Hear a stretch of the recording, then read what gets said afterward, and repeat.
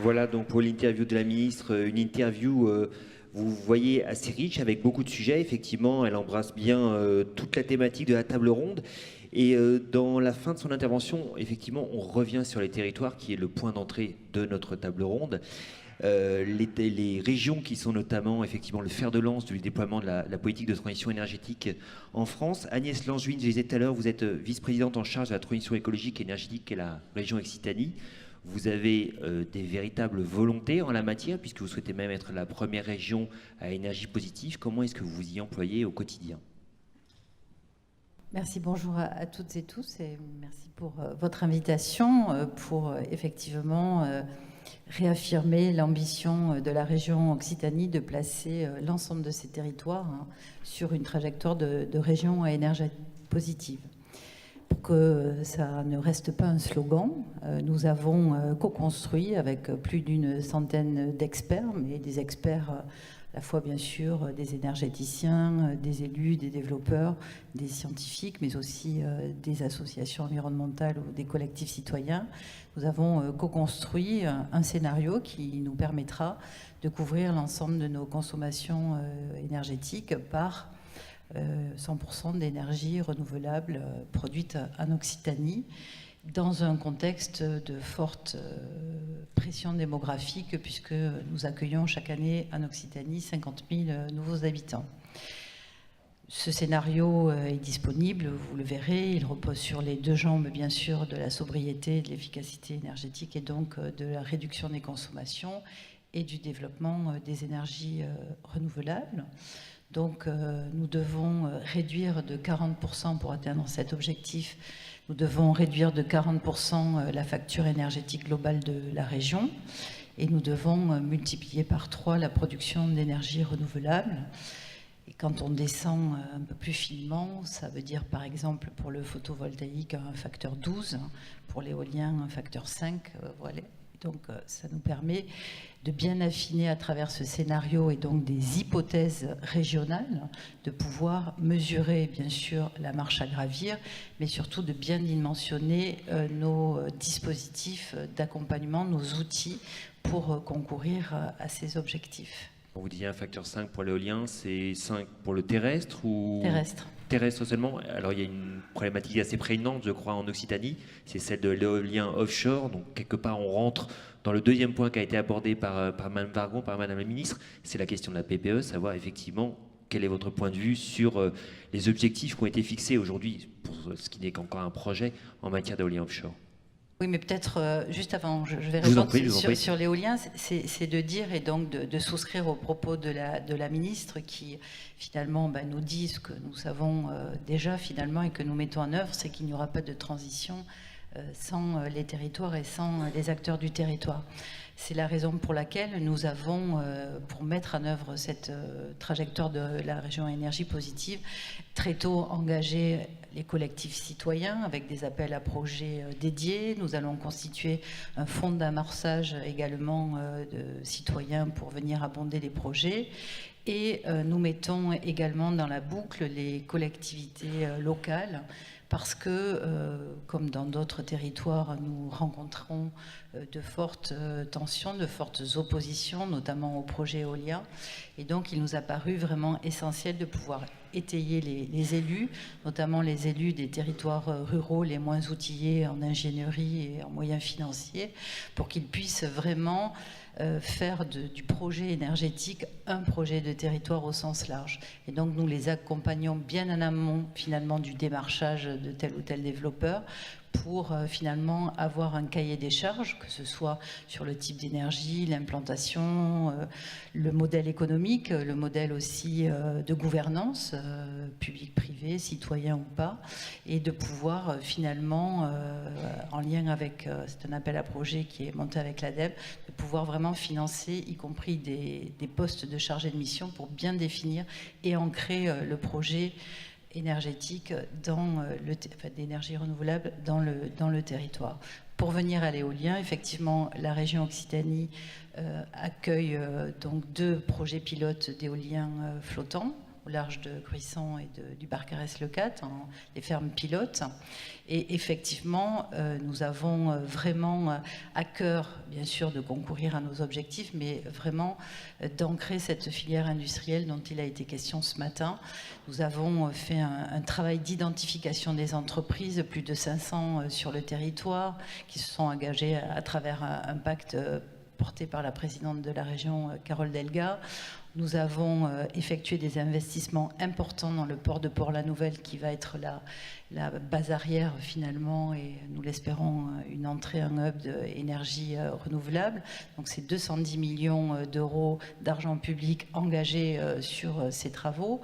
Nous avons la volonté politique, et là effectivement nous sommes très déçus par les annonces PPE, en valeur, bien sûr, en volume et aussi en calendrier, puisque finalement, c'est un signal très négatif, à la fois pour la filière, mais pour tous ces acteurs du territoire qui se sont vraiment mobilisés pour des années, pour vraiment s'emparer, parce que c'est une question d'emploi, une question sociale et de redynamisation aussi de nos territoires. Ça pose une vraie question sur la cohérence de la politique énergétique dans l'espace et dans le temps, j'ai envie de dire.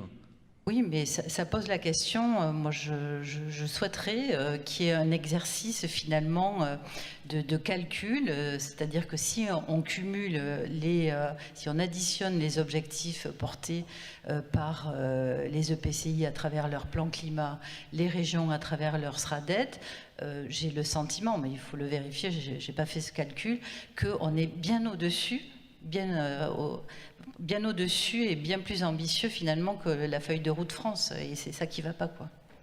Laurent Giraud, pour la région Pays de la Loire, j'imagine que vous aurez aussi envie de réagir sur le sujet de la PPE, mais peut-être avant, comme je l'ai proposé à Madame Langevin, de nous repréciser effectivement les actions que vous menez concrètement en région Pays de la Loire, notamment avec la feuille de route que vous avez publiée en décembre 2016. Est-ce que vous pouvez nous en rappeler un petit peu les points saillants?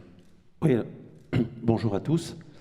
Donc effectivement, quand nous sommes arrivés en 2016, d'abord il y avait un double constat qui nous a fait clairement créer la transition énergétique sur les territoires. Le premier constat, c'est que la troisième révolution industrielle, elle est présente, soit on la subit, soit on en fait une opportunité. Et le deuxième constat, c'est que cette troisième révolution industrielle est au cœur des réalités des compétences des régions, en termes de développement économique, en termes d'aménagement du territoire, et aussi en termes de transition énergétique. Fort de ce constat, la première chose qu'on a faite, très simple, c'était pas de remettre en cause le schéma ou la planification de la majorité précédente, mais on se l'a approprié en disant ce qui manque plutôt, c'est une boîte à outils. Et la première chose qu'on a faite, c'est de travailler avec l'ensemble des acteurs. C'est une évidence, mais dans la réalité, c'est pas toujours le cas parce qu'on travaille en silo, les intercos, les AODE, les régions, les départements. Donc une conférence ligérienne de l'énergie qui rassemble les 500 acteurs et qui définit cette feuille de route. Deuxièmement, de manière plus que symbolique, la transition énergétique et écologique est dans la commission des territoires, parce qu'on est persuadé que, comme la ministre l'a rappelé, comme vous le rappelez, c'est au cœur des territoires que se fait la transition énergétique. L'environnement, c'est pas à part de manière transversale, mais c'est bien au cœur des territoires. Et par exemple, dans le cadre des contrats territoriaux régionaux, c'est-à-dire la contractualisation entre la région et les intercos, chaque région, au titre de sa politique d'aménagement du territoire, définit des priorités. La seule priorité contrainte qu'on a signée avec les intercos, c'était qu'il y a au moins 10% du volet de contrats territoriaux qui soit sur la transition énergétique. Tout le reste, c'était un choix des collectivités locales ça veut dire déjà 30 millions au titre de ces contrats territoriaux. Et puis, vous l'avez cité, c'est la feuille de route, c'est 52 actions, 5 piliers, 200 millions sur les 5 ans avec... alors on part de loin, hein, parce que on était à 8-9% en 2014 d'ENR en Pays de la Loire. Aujourd'hui, on est à 14%, 14-15%. Notre objectif, c'est d'arriver à 21%. Là aussi, ça dépendra du premier parc éolien français avec le parc de Guérande de Saint-Nazaire. On attend le contentieux. Ça, c'est un autre sujet, mais je pense que c'est un vrai sujet aussi. Donc, production d'ENR, la création d'une SEM, des appels à projets très concrets auprès des territoires en matière de photovoltaïque, d'autoconsommation ou en matière de méthanisation. Autre sujet, j'imagine qu'on abordera comment l'ensemble des filières sont complémentaires, le gaz, le réseau de chaleur, l'électricité. Et puis il y a les autres sujets, j'en citerai 2 autres, la mobilité. Là, les régions ont un rôle majeur parce qu'il y a un rôle d'organisation avec les AODE, avec les intercos, pour faire en sorte, par exemple, que sur les stations de bio-GNV et GNV, on ait une organisation territoriale qui permette aux Ligériens de circuler sur l'ensemble de la région. Donc on installe 20 bornes. L'objectif, c'est qu'il y ait 80 km au maximum de distance par rapport à une borne, ou le réseau de bornes électriques avec les AODE. Puis troisième sujet qui est un peu spécifique à notre région, c'est dans le cadre de la Nouvelle France industrielle, on a été retenu pour que nos territoires soient des vitrines du savoir-faire français en matière de réseau énergétique intelligent. C'est le réseau SMILE, c'est plus de 60 projets aujourd'hui qui sont portés par les régions Bretagne et Pays de la Loire, l'ensemble des départements. C'est plus de 120 millions d'investissements sur la question des réseaux énergétiques intelligents. Donc, à travers ces trois exemples, la production, la mobilité et le big data, l'échange les réseaux électriques intelligents, énergétiques intelligents, simplement pour vous montrer que cette boîte à outils, elle répond à une forte demande.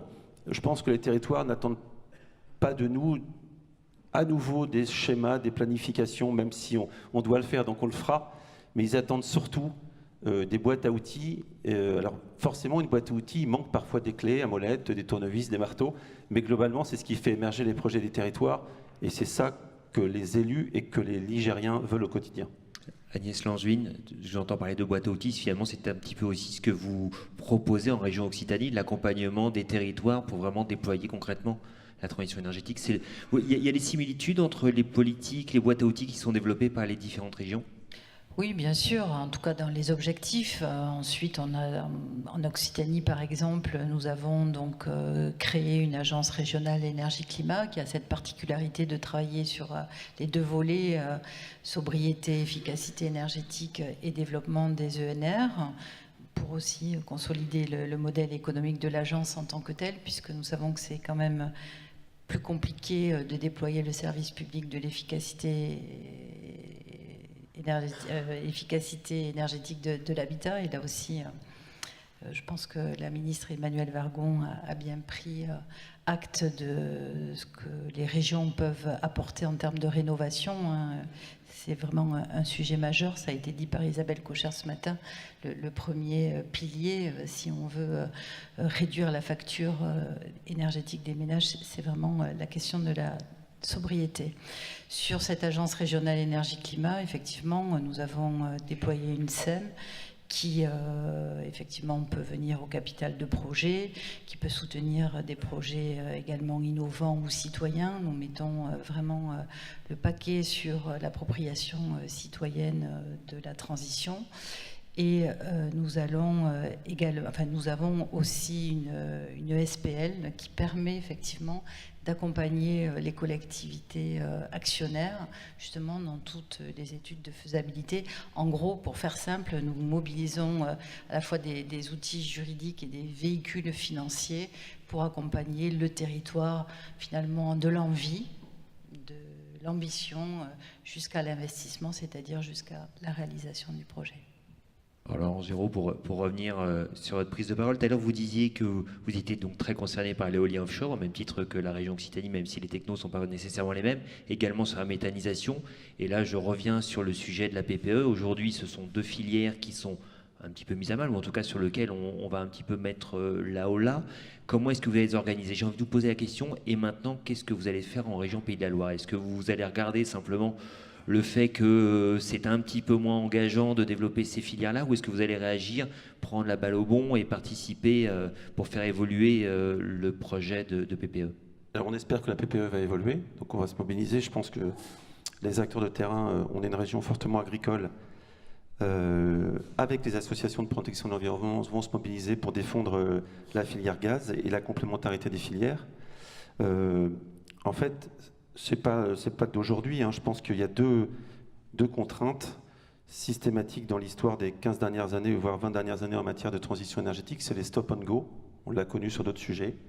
Donc de grâce qu'ensemble, on définisse une stratégie à 10 ans et qu'on s'y tienne sur tous les sujets. Le photovoltaïque, on aurait pu le citer il y a quelques années. Aujourd'hui, c'est les EMR. Je pense que pour nous, les choses se sont quand même stabilisées sur les EMR. Les choses sont venues à quelque chose d'un peu plus cohérent. Sur le gaz, j'espère vraiment que la filière gaz va retrouver sa place dans le dispositif de la complémentarité des filières. Donc on se battra pour ça.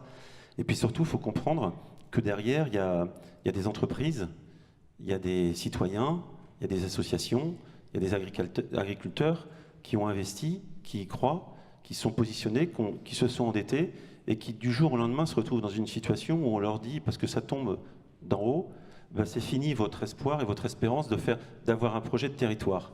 Donc en cela, nous on se battra à côté d'eux, mais parce qu'on croit que la transition énergétique est aussi un formidable outil de solidarité et d'équilibre territorial. J'ai cité la méthanisation, mais alors les EMR c'est un peu particulier, mais je peux vous dire que les industriels qui sont implantés sur Saint-Nazaire, je ne les citerai pas, mais vous les connaissez, c'est plusieurs millions d'euros qu'ils ont investis avec les régions, avec les territoires, avec la métropole nantaise, et en cela, on ne peut pas du jour au lendemain effacer les investissements et la vision qu'on a de notre territoire à 10 ans. Je prends un peu de recul pour ne pas faire de politique, mais regardez les grands projets d'investissement de ces 50 dernières années, c'était des gens, toutes tendances confondues, qui avaient une vision, que ce soit de l'énergie, de l'aéronautique ou de la santé, où il y avait des vrais plans d'investissement avec une vraie vision de ce qu'était notre pays, de la capacité de l'Europe de porter une vision à 15-20 ans. Moi, je pense que la transition énergétique et de manière générale, la transition écologique est une formidable opportunité pour les territoires, comme j'ai dit, mais aussi pour les Européens de développer la croissance verte et l'emploi à moyen terme. Mais pour ça, il faut qu'on ait le courage de tenir un tableau de bord à 10 ans et qu'on ne change pas de cap tous les 2 ans pour dire on fait un peu différent de ceux qui sont d'avant. Voilà, qu'on ait l'humilité de dire soyons efficaces, plutôt que faire un schéma ou un plan, travaillons sur la boîte à outils. Alors forcément, c'est un peu moins bling-bling, mais c'est sans doute beaucoup plus efficace. Ça veut dire, excusez-moi, juste avant de laisser la parole à Patricia, la PPE n'est pas bien temporisée? La PPE, vous l'avez cité, et puis je pense que j'étais pas là ce matin, je vous prie de m'excuser, mais j'imagine que... Vous êtes tout excusé. Ça a été évoqué. Vous savez bien qu'il y a des filières qui s'interrogent grandement, on les a citées, hein, notamment le gaz. J'aurais dû vous le dire, demain le Premier ministre vient à l'hôtel de région Pays de la Loire et l'après-midi à l'hôtel de Bretagne, dans le cadre du contrat d'avenir suite à l'abandon de Notre-Dame-des-Landes. Il y a un pilier transition énergétique porté par les 2 régions, avec une volonté d'y intégrer les enjeux de transition énergétique dans leur globalité, y compris sur la filière gaz. Donc j'espère que l'État tiendra sa parole et qu'on arrivera à l'ambition qu'on a actée dans ce contrat d'avenir. Très bien. Merci. Alors, on va continuer cette approche territoriale, mais maintenant, on va zoomer à la maille des communes. Mais pour cela, on va commencer par partir un petit peu loin, puisqu'on va partir en Guyane. Vous le savez, les territoires ultramarins ont des enjeux considérables en matière énergétique, puisqu'ils doivent tendre vers l'autonomie énergétique. Donc, monsieur Patrick Lecante, qui est maire de Monsigny-Tonnet-Grande, ne pouvait pas être parmi nous, on le comprend aujourd'hui, c'était un peu compliqué. Mais en revanche, nous avons une vidéo où il nous explique ce qui est mis à l'œuvre sur le territoire.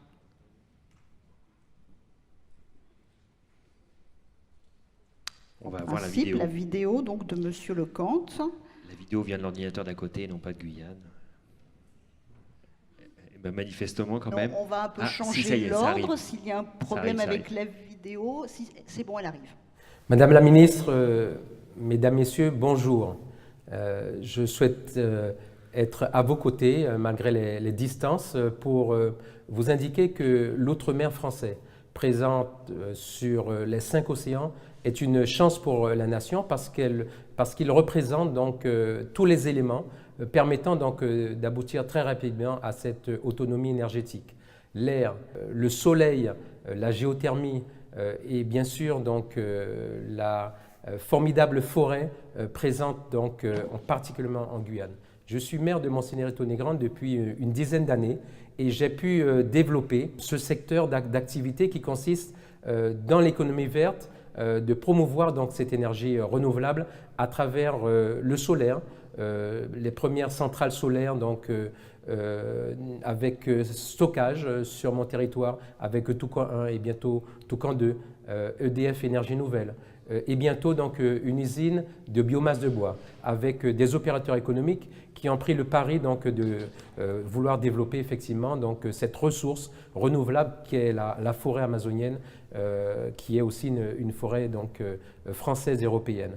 Donc nous croyons fermement à ce que finalement se développe cette autonomie. Parce que rappelons les chiffres, notre PPE nous l'indique bien, 60% de l'énergie donc, est consommée pour le transport.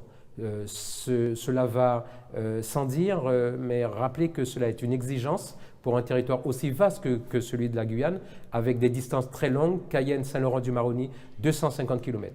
Donc ce stock perdurera. Par contre, nous pouvons gagner très rapidement pour toutes les autres utilisations, et en particulier donc, les utilisations donc, domestiques. Tout cela montre que nous sommes déjà, donc, non pas en perspective, mais en réalisation, au plus près donc, des préoccupations de nos concitoyens. Nous pouvons aller encore plus vite à travers donc, ce formidable défi que l'on appelle la transition énergétique, en permettant donc, que se développent de véritables filières donc, économiques sur l'ensemble du territoire. Dans l'ouest du territoire, avec une croissance démographique très importante, l'une des toutes premières au monde, nous devons répondre aux légitimes aspirations de la population en matière donc, de sécurité alimentaire et surtout donc, produire de l'énergie pour l'ensemble des populations. L'énergie renouvelable, c'est leur quotidien avec la petite hydroélectricité. C'est aussi donc la transformation de la forêt, donc la biomasse de bois. Et c'est surtout la possibilité donc d'être en autonomie efficace au plus près donc des bourgs, des villages, des campus, pour faire en sorte que ces raccordements électriques puissent se réaliser. Voici ce que je souhaitais véritablement témoigner, en sachant que, bien sûr, donc, cette terre amazonienne, avec la base spatiale de Kourou, nécessite donc des gros moyens de production. Ça, nous le comprenons, et bien sûr que la PPE l'intégrera. Mais rappelez que, dans le même temps, nous pouvons donc être encore beaucoup plus audacieux et aller vers, d'ici 2030, vers cette autonomie énergétique en énergie renouvelable, pour faire en sorte que finalement ce territoire puisse être exemplaire sur ce credo-là et en particulier donc permettre une activité donc, du XXIe siècle pour nos populations. Voilà ce que je souhaitais vous dire et témoigner donc de nos expériences sur le terrain et vous dire à très bientôt. Je vous remercie. Nous allons donc maintenant revenir en métropole et partir du côté de la Bretagne avec Vincent Lemot. Donc vous êtes président de Guingamp-Paimpol Armor-Argoat Agglomération, donc une intercommunalité importante, autour de 75 000 habitants. Alors la Bretagne, c'est aussi une situation énergétique particulière, une péninsule énergétique avec les difficultés que l'on connaît. Alors est-ce que vous pouvez d'abord nous présenter un peu ce que vous faites sur le territoire dans le domaine des énergies renouvelables ? D'abord, souhaiter un joyeux anniversaire au CER et merci au SER et remercier son président d'avoir ainsi pu donner la parole aux collectivités territoriales qui sont un élément dans la structuration globale, je pense, de la recherche des nouvelles énergies pour donner de l'espoir à nos populations, puisque c'est un des éléments structurants d'une politique. Guingamp-Paimpol, agglomération, depuis le 1er janvier 2019, c'est tout récent. Nous avons souhaité effectivement lier les deux villes, Guingamp et Paimpol, sur un destin commun dans les politiques de l'agglomération. Une agglomération toute récente, qui est issue de la révolution de la loi NOTRe, qu'on mésestime en termes de conséquences, et en particulier sur nos territoires. Notre territoire, je présidais auparavant la plus petite communauté de communes de Bretagne, 5 900 habitants. Désormais, je préside cette agglomération de près de 75 000 habitants, et sur des enjeux qui sont totalement différents. Même si la loi NOTRe n'a pas bousculé forcément les compétences, aujourd'hui on est encore plus compétent qu'auparavant parce qu'on a l'obligation, tant les ambitions politiques que les exigences réglementaires et du contrôle de légalité, monsieur le préfet, sont de plus en plus fortes. Donc en 2 ans, il faut faire une révolution quasiment d'une décennie pour notre intercommunalité, et elles sont peut-être rares celles qui connaissent cette même situation politico-juridique, mais nous avons aujourd'hui un enjeu de taille, c'est de réussir ces paris. Et ces paris, c'est effectivement autour de l'environnement, une compétence obligatoire de l'intercommunalité, et nous devons être sur plusieurs fronts lorsqu'on gère l'eau, lorsqu'on gère l'énergie, d'une certaine manière, lorsqu'on gère l'environnement avec la question de la biodiversité, nous devons absolument être en capacité de faire projet. Et le PCAET, le plan climat, air, énergie territoriale, tombe juste à propos. Il aurait dû être voté au plus tard au 31 décembre 2018. Il ne l'est pas, il est en cours de discussion. Et cela nous permet d'appréhender l'ensemble des problématiques énergétiques sur le territoire. Nous avons de l'hydrolien au large de Paimpol, proche de Bréa. Nous avons l'enjeu de offshore, pas loin de nos côtes, au niveau de la baie de Saint-Brieuc, mais ce n'est pas tout à fait notre territoire, mais nous sommes aussi très intéressés. Nous avons les enjeux éoliens, avec 80 unités éoliennes sur notre territoire, avec la question du paysage et de la biodiversité qui s'invite dans notre discussion. Madame la Présidente du débat, on voit bien la difficulté aujourd'hui d'amener les territoires à s'emparer de cette question énergétique, du fait de la question environnementale et de l'image que cela donne d'un territoire qui est très rural, qui est magnifique par ses vallons, par ses rivières, par ses vallées, et qui se voit ainsi amendé d'éoliennes. Et nous avons effectivement l'enjeu des énergies agricoles avec la méthanisation et la biométhanisation, qui est un enjeu de notre territoire, mais qui sera une résultante sans doute de la PPE qui nous a quelque peu inquiété ce matin de la bouche du ministre d'État. Alors effectivement, vous évoquez le biogaz, vous avez évoqué l'hydrolien. Dans ces domaines, il y a des changements de cap, on va dire, qui sont problématiques pour les territoires. Donc, qu'est-ce que vous en pensez? Qu'est-ce que vous attendez justement pour pouvoir avancer comme vous le souhaiteriez dans le domaine du déploiement des énergies renouvelables? Qu'est-ce que vous attendez des pouvoirs publics au niveau national? J'assiste depuis hier au débat ici, et ce qui m'a enthousiasmé, ce sont les témoignages d'Afrique. Voilà, la leçon est donnée par les vieilles du Burkina Faso, comme elle se qualifie, et le ministre du Togo qui dit « osons et osons avec les territoires ». Je crois que la décentralisation, c'est véritablement l'outil extraordinaire qu'a l'État français pour organiser les dynamiques sur tous les sujets, je pense. Mais dès lors qu'il y a une capacité d'écoute, d'entente et de construction dans une démarche proactive. C'est-à-dire qu'il ne faut pas attendre les problèmes pour tenter de les régler, parce qu'une fois que la loi est passée, malheureusement, je pense que les règles sont quelque peu figées. Donc on a été dans une méthode proactive, et nous sommes sur une méthode proactive, par exemple, sur le gaz porté. Dans le cadre de la biométhanisation agricole, aujourd'hui, on sait qu'on ne pourra pas, et François Brotte le disait ce matin, on ne pourra pas amener les réseaux comme cela d'un claquement de doigts dans tous les territoires de France. Alors il faut trouver des solutions alternatives qui permettent de réduire les coûts et d'ainsi porter le développement durable jusque dans tous les territoires. Et là, nous, on peut imaginer en Bretagne, sur certains territoires, la possibilité de créer des centrales de biométhanisation dans les exploitations agricoles avec un dispositif de gaz porté. C'est-à-dire, comme on collectait le lait auparavant avec des camions, là, on pourrait collecter le gaz par des camions dans les exploitations. Or, j'ai été au ministère de la Transition écologique et solidaire au mois de décembre.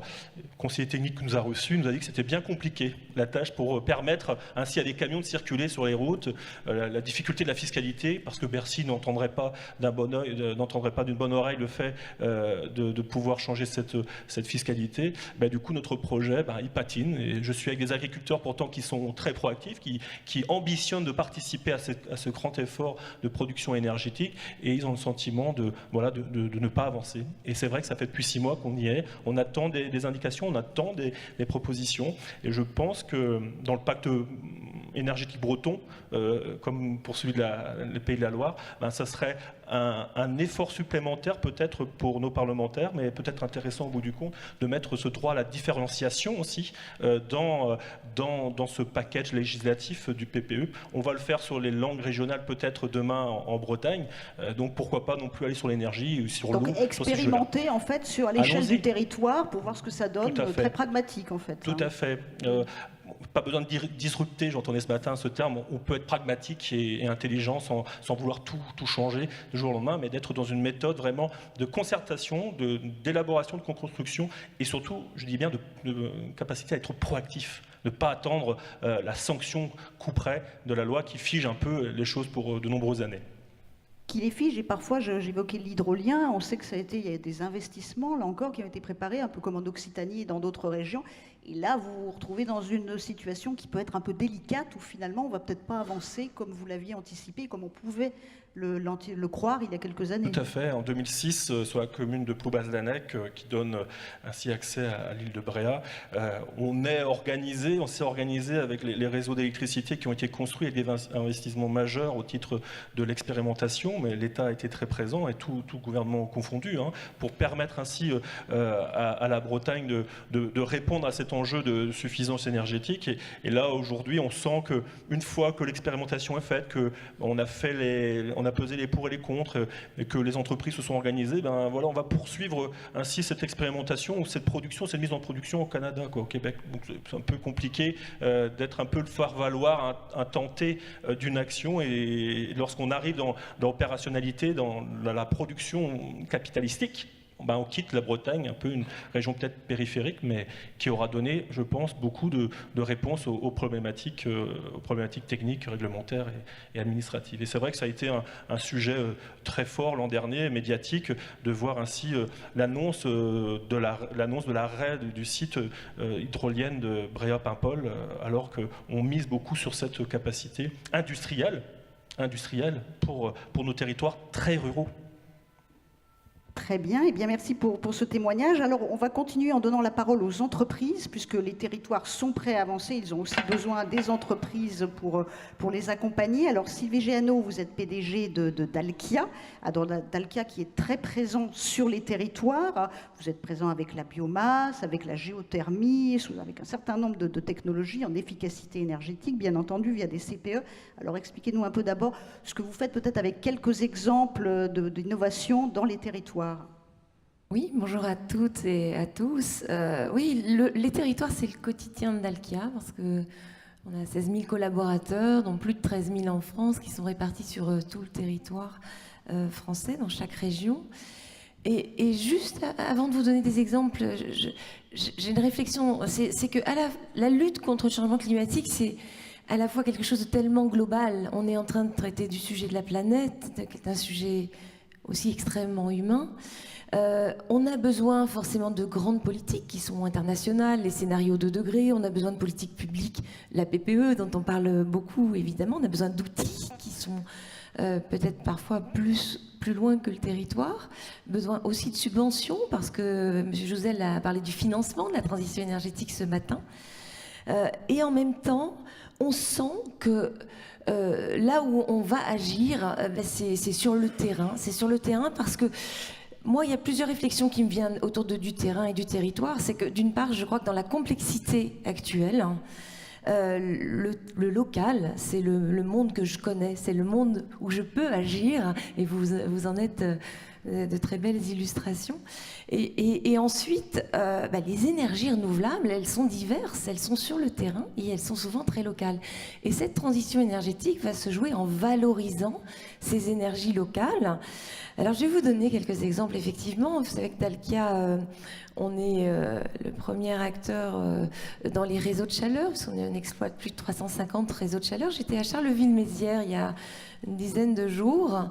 Et là, c'est fait un projet entre un industriel qui s'appelle PSA, qui avait une fonderie, la ville de Charleville-Mézières et Dalkia, qui se trouvait chez cet industriel. Et il y a eu cette idée de dire, mais une fonderie, ça chauffe énormément, donc cette chaleur qui s'en va finalement dans l'atmosphère, est-ce qu'on ne peut pas la récupérer? Donc on a fait cette récupération de chaleur, et on va inaugurer d'ailleurs très prochainement ce projet.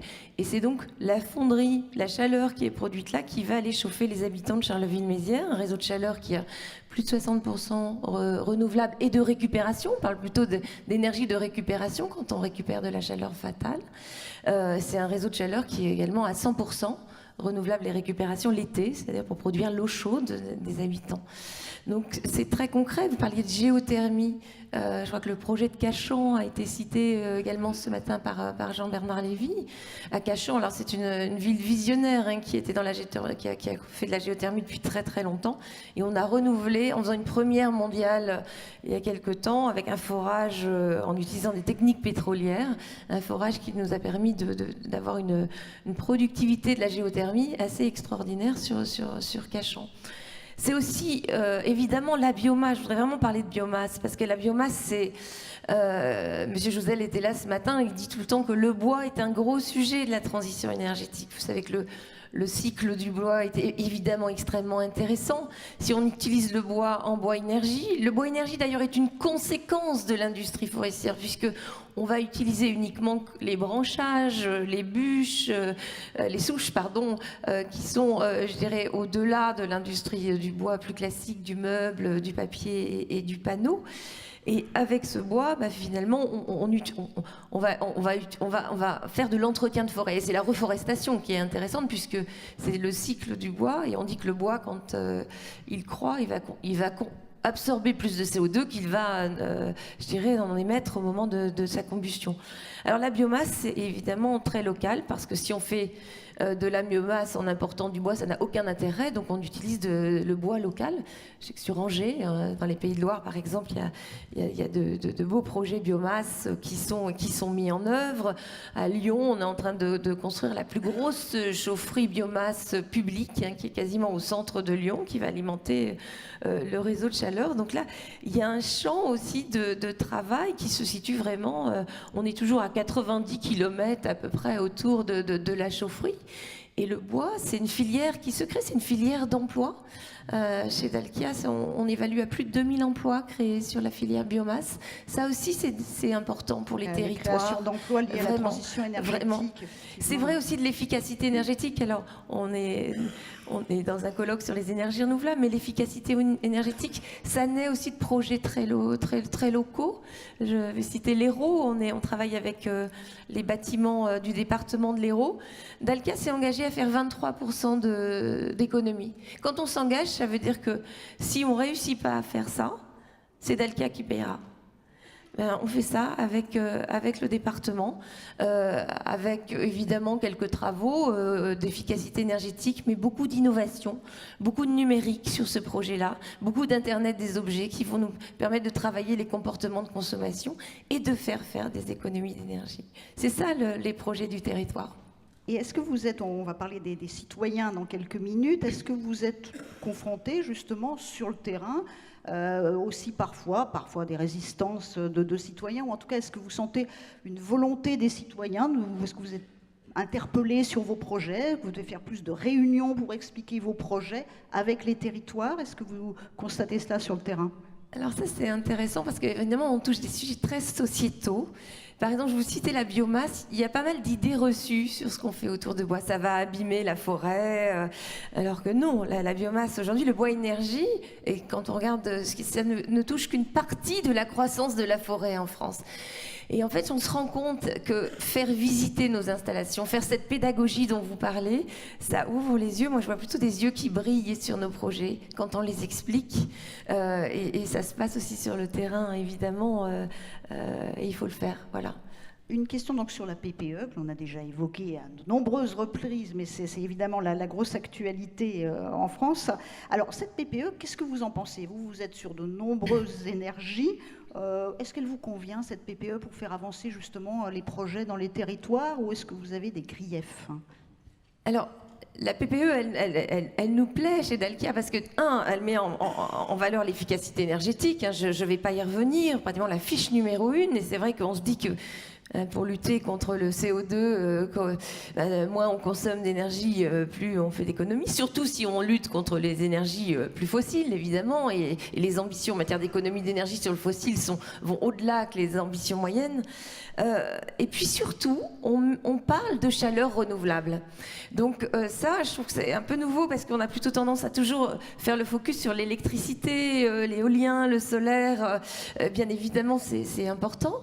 Et cette chaleur renouvelable aussi, elle est importante. Parce que quand on regarde les consommations d'énergie en global, la chaleur, ça représente entre 40 et 50%, selon le lieu où on se trouve, de la consommation d'énergie. Donc, s'intéresser à la production de chaleur, c'est fondamental. Et donc, rendre renouvelable cette chaleur, c'est majeur. Et la PPE va dans ce sens-là, augmente le fonds chaleur, puisque on va aller jusqu'à 350 millions d'euros d'ici 2020. On est à un petit peu plus de 250 50. Et donc, il y a une croissance, il y a une volonté d'y aller. Et donc, on va toucher à la biomasse, on va toucher à la géothermie, on va toucher à la récupération de chaleur, on va aussi récupérer évidemment la chaleur des incinérateurs de déchets. Et donc, tout ça, c'est les métiers d'Alkia. Donc, on est ravis de ça. Il y a effectivement aussi un indicateur qui m'a beaucoup plu, c'est la récupération de chaleur fatale. Je vous le parlais avec l'exemple de PSA. On a envie de faire x5. La PPE veut faire x5 en récupération de chaleur fatale. On pense qu'il y a 16 TWh de chaleur qui aujourd'hui s'évaporent des industriels, des data centers, et qui sont finalement à proximité de réseaux de chaleur. On évalue à plus de 100 TWh d'ailleurs la chaleur perdue, mais quand on regarde celle qui est vraiment exploitable pour des réseaux de chaleur, il y a plus de 16 TWh. Donc allons récupérer cette chaleur chez des industriels qui sont pas très loin des villes, sur des data centers. Voilà, ça me paraît extrêmement intéressant. Alors juste une dernière question, parce que je me demandais si vous aviez des griefs, parce que là effectivement vous avez de nouveaux marchés plutôt sympathiques qui s'annoncent, sur la chaleur renouvelable notamment, mais bon, on n'est quand même pas dans un monde parfait, donc vous avez bien aussi quelques griefs. Alors je ne sais pas si, peut-être des griefs, mais j'aurais envie de vous parler des questions de compétences. Parce que j'ai recruté cette année plus de 2000 personnes. Et clairement, c'est pas si évident que ça, paradoxalement. Et donc, on a besoin de jeunes qui vont aller dans ces filières techniques, des métiers de la transition énergétique. La transition énergétique est une filière porteuse. Il y a un comité stratégique de filière. Et donc, il faut qu'on donne envie aux jeunes d'aller vers le génie électrique, le génie mécanique, le génie climatique, enfin tous ces termes qui peuvent vous paraître un petit peu barbares, mais qui conduisent à des métiers de techniciens qui sont très intéressants, qui offrent de belles carrières, des frigoristes par exemple. Et donc, voilà, travaillons ce sujet des compétences parce que le recrutement n'est pas si facile aujourd'hui, paradoxalement. Donc, on prend beaucoup d'apprentis chez Dalkia, plus de 500 apprentis en ce moment. C'est majeur, mais c'est pas encore suffisant. Et puis j'ai envie de faire un petit clin d'œil à Jean-Louis Ball, et en même temps je le remercie pour cette invitation. Il n'y a pas non plus beaucoup de femmes dans ces filières, donc moi j'ai très envie aussi d'encourager les femmes à aller dans ces filières techniques. C'est entre 3 et 10% selon les diplômes techniques sur les techniciens, un peu plus sur les filières d'ingénieurs, une trentaine de pourcents, mais c'est des métiers totalement passionnants. Vous devez sentir, malgré ma voix un peu cassée en ce moment, tout mon engouement. On est vraiment sur des projets, une aventure humaine fabuleuse. Mais en règle générale, cette fois c'est moi qui reprends la parole sur la question des métiers, parce qu'effectivement, vous le savez peut-être, c'est aussi ma deuxième casquette, puisque je suis directeur de publication d'Emploi Environnement. La thématique que vous soulevez, elle est effectivement importante, mais finalement, j'ai l'impression qu'elle est généralisée. En France, on forme beaucoup de Bac plus 4, 5, et finalement, pas assez de Bac plus 2. On a un vrai problème d'attractivité. Comment est-ce que le comité stratégique de filière, voire les comités stratégiques de filière, parce que je pense que c'est toutes les filières industrielles qui sont visées, agissent concrètement pour essayer de faire changer ça? Oui, c'était l'idée de l'usine extraordinaire d'ailleurs qui a été mise en place au Grand Palais en fin d'année. C'est l'idée de rendre attractifs ces métiers industriels. Les comités de filière ont un rôle très important. Nous, dans le comité de filière donc des nouveaux systèmes énergétiques, on a un groupe de travail dédié aux compétences. Et donc, on va travailler à aller faire la promotion des métiers dans les écoles primaires, dans les collèges, pour réorienter et donner envie d'aller vers ces métiers, qui sont des métiers qui ont d'ailleurs beaucoup changé avec l'arrivée du numérique, qui sont des métiers technologiques, qui ne sont pas des métiers... voilà, on a une image de l'industrie peut-être probablement trop vieillotte, au contraire, qui sont des métiers d'excellence et qui vont, avec tout ce qu'on a à faire devant nous, vont donner de l'emploi, clairement, et Dalkia recrute. Eh bien, écoutez, c'est bien noté à bon entendeur, et effectivement, on va essayer de faire en sorte de prêcher la bonne parole pour que la situation évolue enfin et qu'il y ait plus de fonctions de techniciens, ou en tout cas de profils de jeunes qui s'engagent dans les profils techniques. Alors merci pour ce témoignage effectivement de Dalkia qui accompagne donc les collectivités. Un autre exemple avec vous, Christelle Guizouarne. Je le disais tout à l'heure, vous êtes directrice énergie nouvelle et affaires européennes au groupe Avril. Alors, le groupe Avril, tout le monde ne connaît pas forcément. Et j'ai envie de dire que par contre, tout le monde connaît le sieur. Alors, parce que c'est peut-être plus éloquent pour le grand public. Est-ce que vous pouvez nous dire justement comment est-ce que quand on s'appelle Avril le sieur, est-ce qu'on assiste les collectivités dans la transition énergétique? Oui, alors bonjour, effectivement, tout le monde connaît nos marques, hein, c'est le Sieur, Puget, Matine.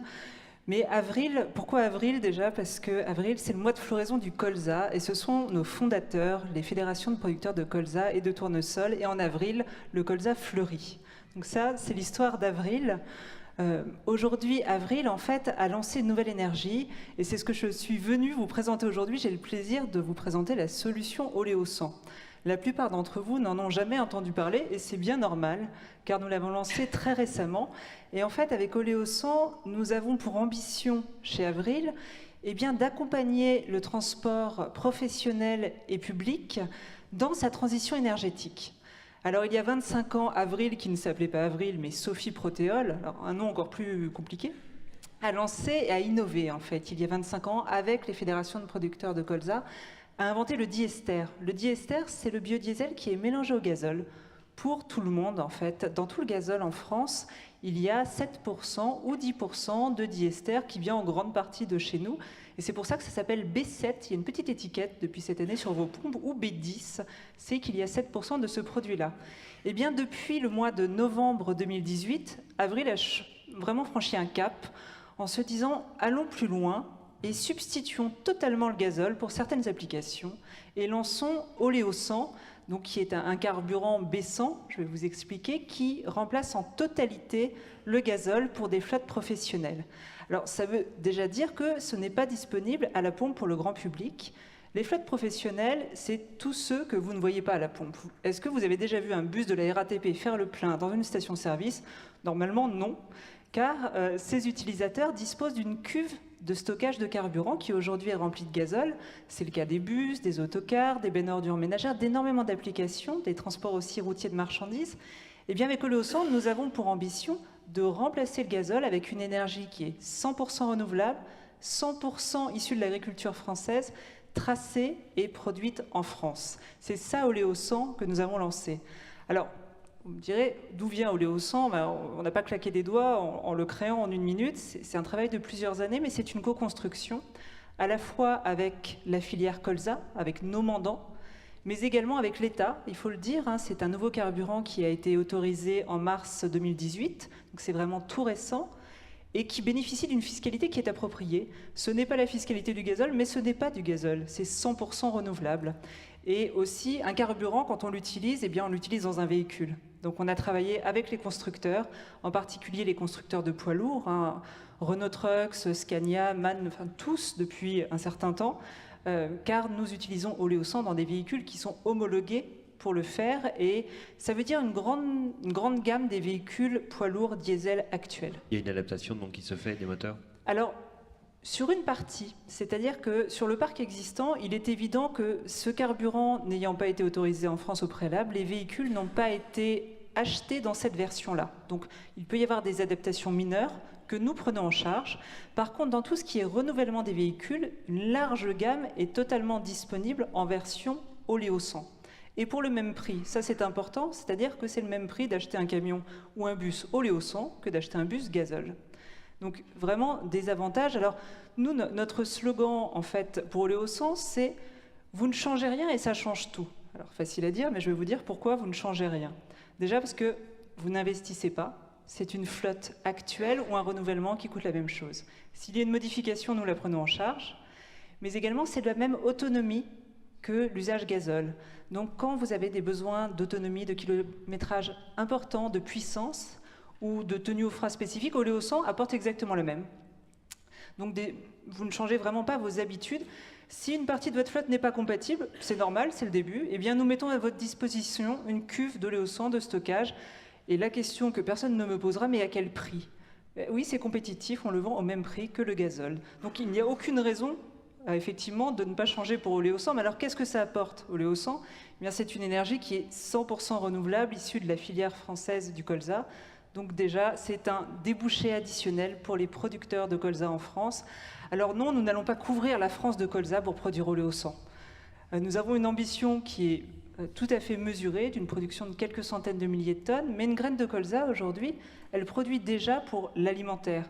Il y a 60% d'une graine de colza qui vient nourrir les élevages, 40% qui est de l'huile. Alors, vous m'avez parlé de Le Sieur, on est propriétaire de Le Sieur, donc vous ne manquerez pas d'huile de colza pour vos vinaigrettes, je vous rassure. Et eh bien, le surplus aujourd'hui que nous exportons, nous le transformons en oléosan. Donc ça, c'est le premier avantage, c'est le débouché filière. Ça permet d'accroître l'indépendance énergétique. Tout est produit en France à partir d'une matière première française. Et l'indépendance protéique de la France pour nourrir les élevages. En termes environnementaux, on réduit de 60% minimum les émissions de gaz à effet de serre par rapport à du gazole.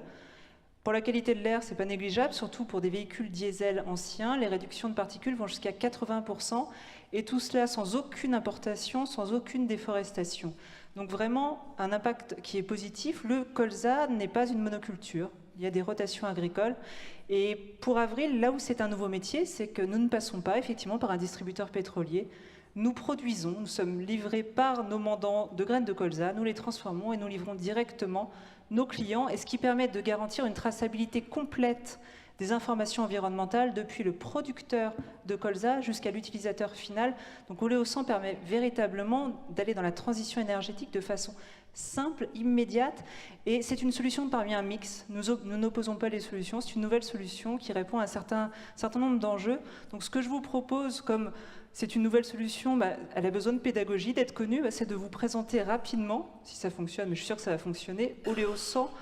On a une petite minute. La première énergie issue de l'agriculture française. 100% renouvelable, 100% tracée, 100% végétale. En clair, Oléosan se substitue au gazole avec les mêmes performances pour accompagner les flottes captives dans leur transition énergétique. Compatible avec tous les véhicules diesel homologués B100, Oléosan offre plusieurs avantages. Une autonomie proche de celle du gazole, mais 2,5 fois moins polluante. Une solution simple et rapide pour un déploiement sans contrainte. Une énergie compétitive au service de la transition énergétique. Oléosan réduit les émissions de gaz à effet de serre de 60% par rapport au gazole fossile et les émissions de particules fines jusqu'à 80%. Oléosan, c'est avant tout du colza et c'est bon pour l'environnement. Il favorise la diversité des cultures, protège les sols de l'érosion. C'est un atout majeur dans l'écosystème des régions françaises. Dans les élevages, le colza joue un rôle clé dans l'alimentation des animaux, ce qui signifie moins d'importations et plus de produits locaux de qualité et tracés.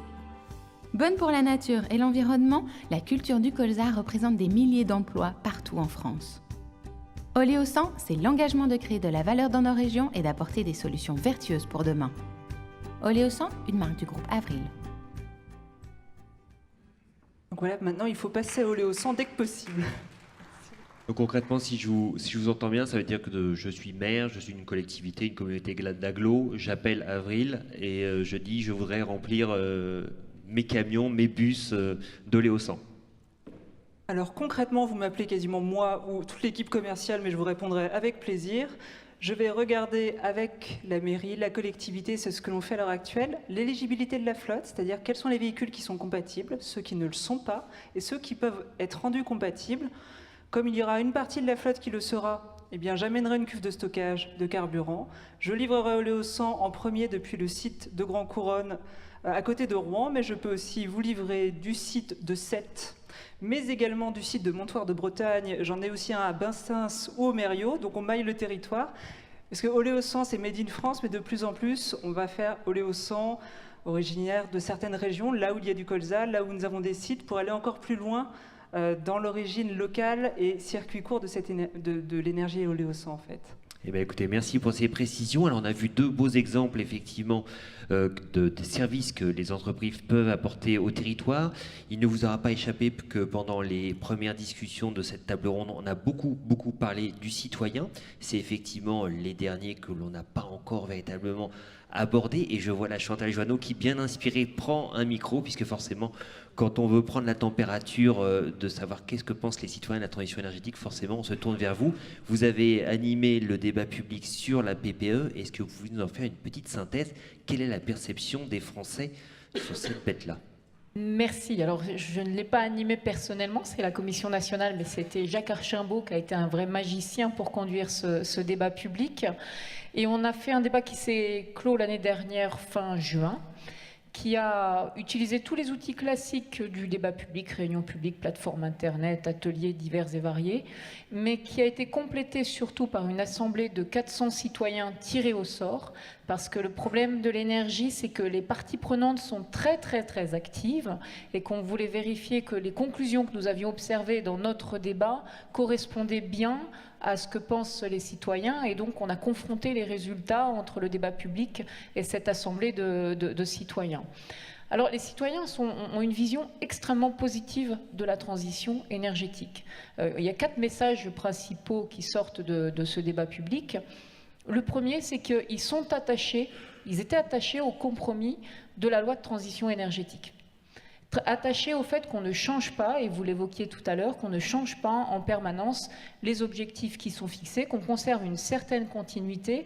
Et ça nous a un petit peu étonnés parce que sur la question notamment de la part du nucléaire, la réduction à 50% en 2025, dans le cadre de cette conférence de citoyens, on les a confrontés à des experts pour vérifier avant et après si finalement il n'y avait pas moins de citoyens qui croyaient à la tenue de cet objectif. Et au contraire, ils ont été attachés à cet objectif, considérant que c'était un engagement politique et qu'il témoignait en fait d'une volonté de conserver une pérennité dans les objectifs politique. Donc ça, c'est le premier message.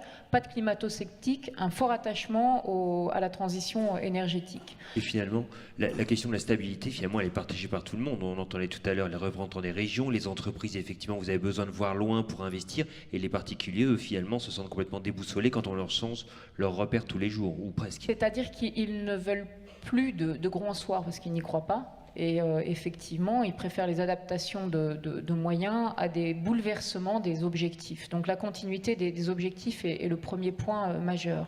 Le deuxième point, c'est l'exigence de clarification.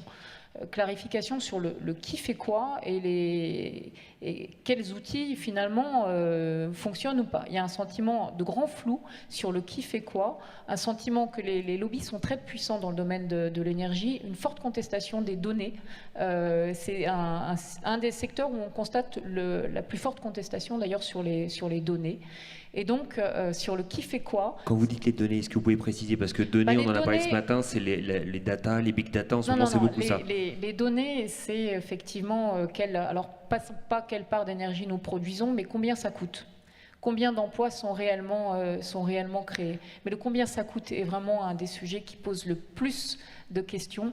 Et qu'est-ce qui est techniquement possible aussi, c'est un sujet qui pose le plus de questions.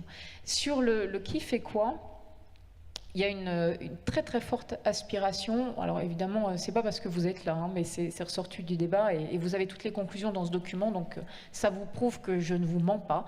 Il y a une très forte aspiration à la territorialisation. Une très forte aspiration à justement ne plus avoir ces grandes politiques qui tombent de là-haut, et une territorialisation autour d'un couple que nous avons identifié, mais c'est discutable, hein, entre intercommunalité et région. La nécessité d'avoir une politique au plus près de chez soi, pas simplement parce qu'au moins on a un responsable à qui on peut demander des comptes, mais aussi parce que c'est une garantie pour les citoyens qu'on utilisera au mieux le potentiel du territoire, d'une part, et que les efforts seront justement répartis. Et ça correspond à une aspiration qui s'est très fortement exprimée d'autoconsommation. C'est-à-dire que la territorialisation va de pair avec cette volonté de pouvoir développer l'autoconsommation. Le troisième point très fort et malheureusement d'actualité, c'est le sentiment d'injustice sociale lié à la transition énergétique. C'est-à-dire le sentiment qui était très marqué à l'époque autour justement de ce qu'on a appelé peut-être à tort la taxe carbone, et ce qu'elle pesait uniquement sur ceux qui finalement en avaient moins les moyens, et que toutes les exonérations qui peuvent exister créent un sentiment d'injustice. C'est très étonnant quand même ce point de la taxe carbone, parce qu'on l'a appelé contribution climat-énergie, on l'a glissé à un endroit. Ça ne change pas la pour réalité. personne. Et finalement, elle a fini par apparaître au grand jour, c'est quand même étonnant. On avait tout fait pour la cacher et finalement, ça a fait une véritable explosion. C'est-à-dire que ça ne change pas, on peut changer de nom aussi souvent qu'on veut, ça ne change pas la réalité du quotidien des personnes, et que l'accumulation de charges fixes fait qu'à un moment, on atteint une limite. Et elle a été effectivement vécue comme une charge supplémentaire injuste. C'est ça qui doit être maintenant pris en compte. Cette injustice est liée à deux choses. Le phénomène des exonérations qui donne le sentiment que les plus gros pollueurs ne payent pas. Et deuxièmement, quelle est son affectation ?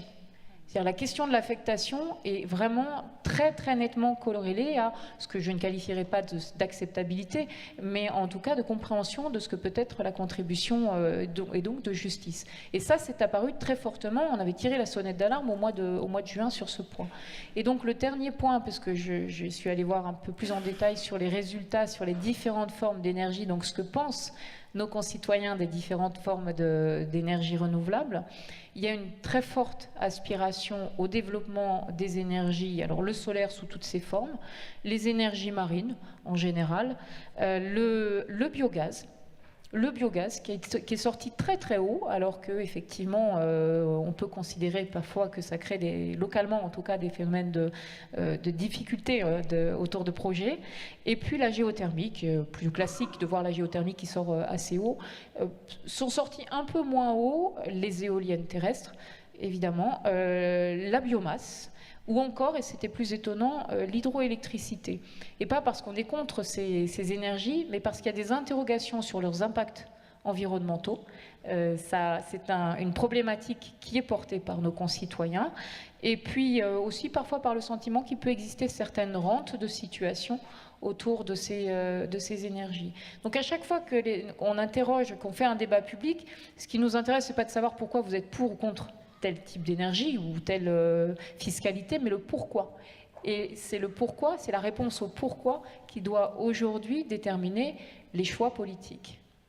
Alors, tout à l'heure, on parlait de création d'emplois dans la transition énergétique. Est-ce qu'aujourd'hui, les citoyens les voient, ces emplois-là, ou est-ce que pour eux, ça reste encore des promesses qu'on leur fait en disant « vous allez trouver grâce à ça un job près de chez vous ». Est-ce qu'aujourd'hui, Non, et malheureusement, c'est un des enseignements forts. Alors c'est bien, ça donne d'immenses marges de progrès, mais nos concitoyens ne voient pas les emplois créés. C'est pour ça que quand il y a des transitions fortes sur certains territoires, qu'on annonce des fermetures, ils voient très bien les emplois perdus, mais pas les emplois potentiels créés. Et deuxièmement, c'est lié aussi à la contestation sur la donnée. C'est-à-dire que la question de l'emploi, ça fait des années, et je plaide coupable puisque j'en ai fait partie, ça fait des années qu'on dit, regardez, on va créer tant de milliers d'emplois. Et ils ne les voient pas. Et pour eux, ça n'est pas palpable. Donc la question des emplois et du potentiel d'emplois créés reste aujourd'hui un chantier entier. Eh bien écoutez, il y a du boulot, comme dirait l'autre. Laurent Giraud, je crois que vous devez nous quitter parce que vous avez un rendez-vous. Peut-être juste avant que vous ne partiez, un élément de réaction par rapport à cette envie de territorialisation dont parlait Chantal Joanneau. Je vous voyais acquiescer tout à l'heure, ainsi que Agnès Langevin, si vous avez envie l'un et l'autre effectivement de reprendre la parole sur cette envie de réappropriation, de décentralisation de la question énergétique. Je vous prie de m'excuser, je suis effectivement obligé de partir, mais d'abord ça me fait dire qu'il faut qu'on lise plus souvent les rapports du Conseil national du débat public, c'est le premier point, et on ne doit pas être les seuls à les lire parce que ça permettrait peut-être d'éviter d'apprendre quelques vérités. Et deuxièmement, plus sérieusement, cette question des compétences de qui fait quoi, elle est essentielle aussi pour les collectivités locales. Je ne l'ai pas abordé tout à l'heure, mais il faut qu'on aille au bout de la question de la décentralisation. On est au milieu du gué. Est-ce qu'on fait marche arrière ou est-ce qu'on va au bout? Ça rejoint la question de mon collègue breton, et notamment en matière de compétences propres, intrinsèques, mais aussi en matière de fiscalité. Le débat sur la transition écologique, c'est aussi quels moyens on donne au territoire pour mettre en place la transition énergétique et écologique. Je n'ai pas la réponse, mais je pense que nos concitoyens attendent effectivement une clarification de ce sujet-là aussi. Agnès Langevin, peut-être un complément? Oui, effectivement, je crois que la question centrale, notamment sur la fiscalité écologique, c'est l'affectation des recettes. Et bien sûr, il faut que le citoyen soit convaincu que ces recettes servent effectivement à les accompagner dans cette transition. Revoir aussi certaines modalités, puisque la fiscalité écologique est finalement très peu redistributrice. Donc ça, c'est quand même des choses à revoir. Et ensuite, sur ce que vous disiez sur l'autoconsommation et la décentralisation, bien sûr, c'est cette idée maintenant que les citoyens veulent également du circuit court de l'énergie, comme ils ont eu du circuit court dans le domaine de l'alimentation. Et c'est vrai que beaucoup d'entre eux, finalement, ont toujours trouvé absurde ou n'ont pas compris pourquoi, même quand on produisait de l'énergie sur son toit, on devait passer par des systèmes de revente, etc. Et donc, il faut absolument, mais le ministre en a parlé ce matin, vraiment avancer sur l'autoconsommation et notamment l'autoconsommation collective, parce que là aussi, c'est vraiment finalement pas le seul, mais vraiment la traduction et de ce qu'est ce modèle décentralisé de l'énergie. De pouvoir aller, comme vous le proposez, sur du marquage aussi d'énergie produite sur le territoire. On voit que les citoyens y sont très attachés et ça donne du sens effectivement aux efforts qu'on peut leur demander. Merci de cette précision. On va laisser Laurent Géraud, on va vous libérer. Merci à vous, merci de votre intervention. Je pense qu'on peut remercier l'intervention de M. Géraud. Et je redonne la parole à Patricia. Merci David. Et donc, je vais donner la parole à Barbara Pompili, donc députée de la Somme et présidente de la commission développement durable et aménagement du territoire à l'Assemblée nationale. Alors, j'ai envie un peu de rebondir sur ce qui vient d'être dit, sur justement, les élus l'ont dit, on est un peu au milieu du gué, il faut aller plus loin, donner plus de prérogatives au territoire. Vous, en tant que présidente de la commission donc, développement durable et aménagement du territoire, quelle est votre philosophie sur cette question ? C'est un sujet qu'on partage énormément avec tous les membres de cette commission. Et d'ailleurs, on était tous très attachés au nom de cette commission, qui était développement durable et aménagement du territoire. Parce qu'on a très très vite pointé le fait qu'on ne pouvait pas avancer sur les développements de territoire si on ne tenait pas compte de leurs spécificités, et notamment sur la question de la transition énergétique, puisqu'on ne va pas avoir les mêmes potentiels, les mêmes besoins en Bretagne ou en Haute-Savoie. Et c'est bien logique, ou chez moi dans la Somme. Donc le fait de tout de suite penser enfin qu'une politique énergétique doit être décentralisée, doit être, vraiment en adéquation avec les besoins des gens qui y vivent, parce que c'est aussi ça, on y est arrivé sur la fin, mais au début on parlait beaucoup des territoires, mais j'entendais pas beaucoup, moi, parler des gens qui y vivent, et qui doivent évidemment être des acteurs de cette transition, sinon on n'y arrivera pas. Donc chez nous, ça c'est quelque chose qui est très intégré, mais n'oublions pas que c'est un changement par rapport à la politique qui est menée en termes d'énergie depuis des années en France. Depuis des années, la politique qui est menée en termes d'énergie est une politique très descendante, est une politique où les décisions sont prises au niveau national, et où d'ailleurs même, et ça va être aussi un enjeu pour plus tard, la question des réseaux, notamment des réseaux d'électricité, sont fondées sur le fait qu'on a plutôt des productions assez centralisées, enfin, sur certains territoires. On n'est pas du tout sur des réseaux très fins et très maillés sur des territoires. Donc ça aussi, la question de la gestion des réseaux va être un sujet très important. Elle a été évoquée effectivement ce matin avec Enedis et RTE. Et ils ont bien fait. Non, voilà. Nous ont rassurés. Donc moi quand j'entends ce qui est dit, je voudrais juste rebondir un petit peu sur la question de l'injustice fiscale et de toute la question de la fiscalité écolo, qui est un sujet absolument central et où je crois que effectivement une des erreurs qu'on a pu faire sur cette histoire de taxe carbone et de CICE, c'est de ne pas avoir assez travaillé sur la question de l'accompagnement des populations qui en ont le plus besoin à cette transition écologique.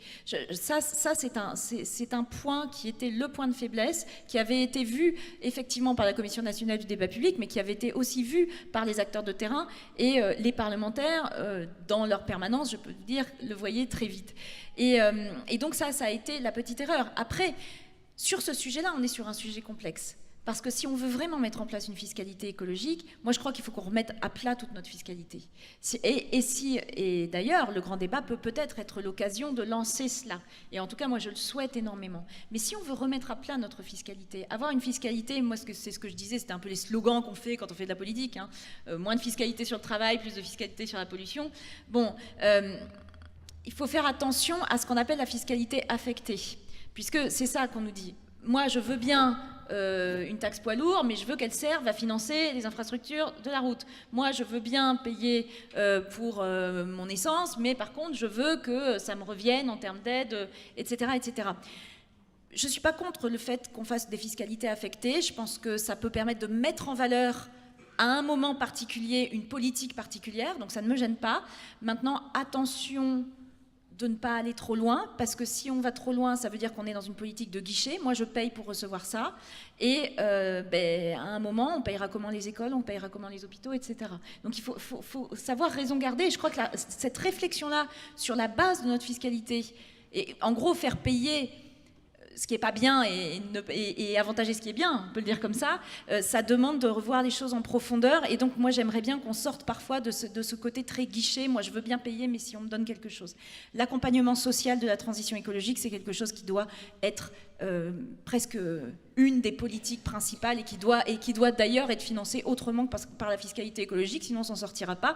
Il y a un chiffre que je rappelle très souvent, parce que c'est un chiffre qui a été sorti par des collègues sénateurs dans un rapport qu'ils ont sorti il y a 2 ans sur une évaluation. Alors, c'est toujours difficile les évaluations, mais l'évaluation de la pollution de l'air et des coûts en France de la pollution de l'air, donc ils vont très loin, hein, parce que c'est les coûts de santé comme les coûts de nettoyage des façades noires. Bon, ils ont estimé ça par an à 100 milliards d'euros en France.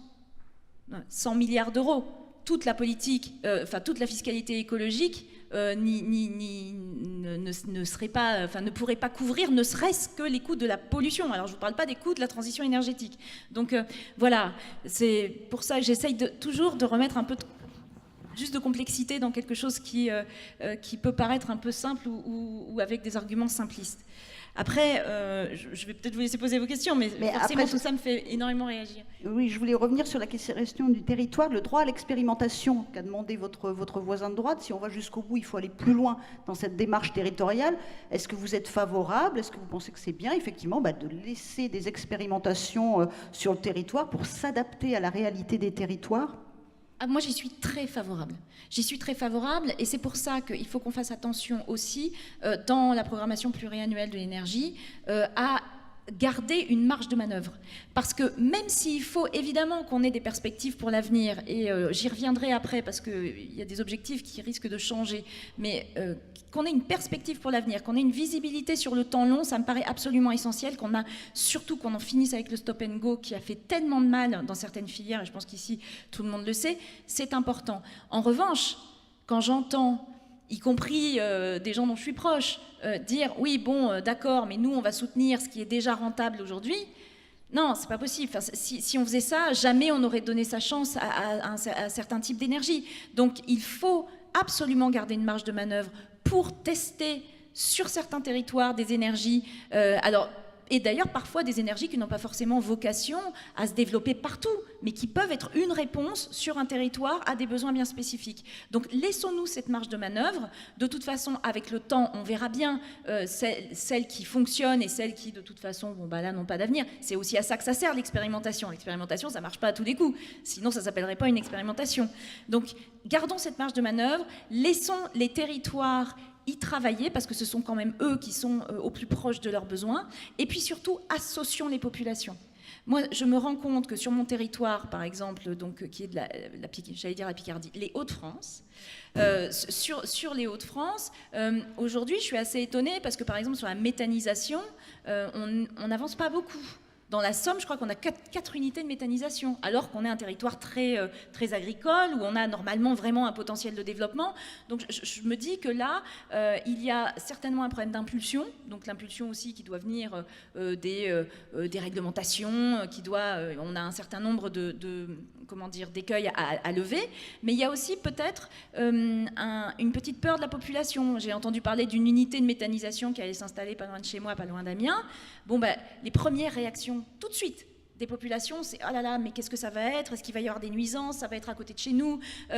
Et donc, cette méconnaissance aussi qui entraîne des peurs, le fait qu'il n'y ait peut-être pas suffisamment encore en amont par le porteur de projet de rencontres avec la population. On parle avec le maire, mais si le maire n'a pas encore en tête l'idée qu'il faut associer les populations, on voit qu'on peut vite monter en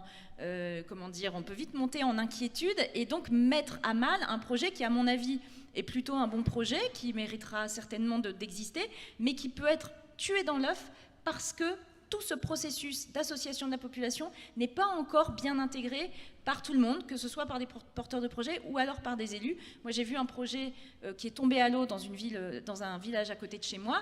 La mairie était d'accord, tout le monde était d'accord, et la population a commencé à s'énerver. Et la mairie avait même pas pensé que la population pouvait être contre, et donc n'avait pas fait les consultations. Voilà, et voilà comment on fait tomber à l'eau des projets. C'était pas un projet renouvelable, mais c'est pas du tout, même c'était un projet d'enrobé, donc ça n'a rien à voir. Mais il n'empêche que on ne peut plus faire sans. Il y a des choses très contradictoires, puisqu'effectivement, Chantal Joanneau disait qu'il y a une envie de transition énergétique, c'est ce qui ressortait donc de la grande consultation, et en même temps, effectivement, on a un peu parfois l'impression que c'est ok, on veut de la transition énergétique, mais on ne veut pas forcément complètement payer pour, et on ne la veut pas dans son jardin ou au fond de son jardin, parce que les éoliennes en face de sa fenêtre, tout le monde n'est pas favorable. Donc il faut quand même gérer des contradictions qui sont délicates. Alors, il y a des contradictions, mais il y a aussi des petits jeux idéologiques. Enfin, on peut le dire comme ça. Aujourd'hui, moi, je vis encore une fois dans les Hauts-de-France. Dans les Hauts-de-France, on vit des postures politiciennes qui viennent complètement polluer, c'est vraiment le cas de le dire, polluer toute la possibilité de transition énergétique dans cette région. Donc, on se lance sur le solaire, on avance, sur la méthanisation, ça traîne un peu, sur la géothermie aussi, sur l'éolien, qui a été, alors qu'on était plutôt une région qui était en pointe sur l'éolien, région de France. Voilà, et qu'on aurait pu, du coup, en faire un atout. On aurait pu en faire un atout, et d'ailleurs l'ancienne région Picardie était partie là-dessus, avait justement anticipé et surtout répondu aussi aux besoins des entrepreneurs éoliens qui étaient là et qui disaient nous on a besoin de personnel qualifié, et on parlait tout à l'heure de la formation, on a besoin de personnel qualifié notamment pour faire la maintenance tout simplement des éoliennes. Donc la région avait été plutôt proactive, avait créé une formation en maintenance éolienne qui s'appelle toujours d'ailleurs WinLab, et donc c'était dit on va profiter de ce développement de l'éolien chez nous pour justement en faire un atout, en faire aussi un moyen de création d'emplois. On est dans une région qui a des graves difficultés malheureusement en termes d'emploi, et donc on va essayer d'en créer une dynamique. On a eu un changement, déjà on a eu la fusion des régions, puis on a eu un changement de présidence. Xavier Bertrand est opposé fondamentalement à l'éolien, et donc est en train de tuer cette filière, et est en train de tuer aussi toutes les possibilités de création d'emplois autour. Et moi, j'en ai parlé avec certains membres du conseil régional en leur disant que vous n'aimiez pas l'éolien. Bon, déjà, c'est votre opinion, mais aujourd'hui, il y a des éoliennes sur ce territoire. Il y a donc énormément de possibilités d'emploi autour. Bon sang, au moins favorisons les formations, au moins travaillons là-dessus. On sait aussi que sur la transition énergétique et notamment sur les renouvelables, on est dans une compétition internationale. On est dans une compétition avec les autres pays européens. On sait que celui qui gagnera, c'est celui qui réussira à être en pointe sur la question du stockage, sur la question des réseaux, sur ces questions-là. On est en concurrence avec les autres pays européens, parce que ce matin, le discours, c'était plutôt, il faut aussi, par exemple, dans le stockage, il faut une politique européenne. Non mais attendez, sauf que moi, ce que je constate, c'est que par exemple, nous, à Amiens, on a un hub de l'énergie où justement, on est en train de travailler sur des nouveaux types de batteries, parce que la question du stockage est absolument essentielle.